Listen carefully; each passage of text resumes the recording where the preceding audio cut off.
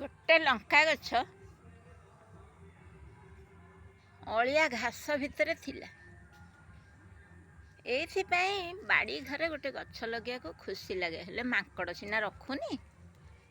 ଏ ଲଙ୍କା ଯେମିତି ସଫା କରିଦେଇଛି, ତାପରେ କେତେ ଲଙ୍କା ଫଳୁଛି। ଗୋଟେ ଲଙ୍କା ଗଛ ସିଏ ବୋଧେ ଆମକୁ ଢେର ସାରା ଲଙ୍କା ଯୋଗେଇଛି। ପ୍ରତ୍ୟେକ ଦିନ ଆମେ ଯେତିକି ଲଙ୍କା ଖାଇବୁ ଆମକୁ ହେଇଯାଉଛି, ତା ଭିତରେ ପାଚି ବି ଯାଉଛି ବର୍ଷା ଦିନ ବୋଲି।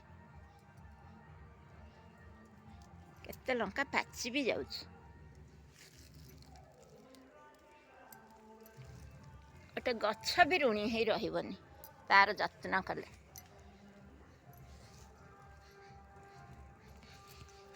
ଗୋଟେ ଆଜି ଟିକେ ଅରୁଆ ଭାତ କରିବା, ଗୋଟେ ଅନ୍ନପୂର୍ଣ୍ଣା ପତ୍ର ନେଇଯିବା।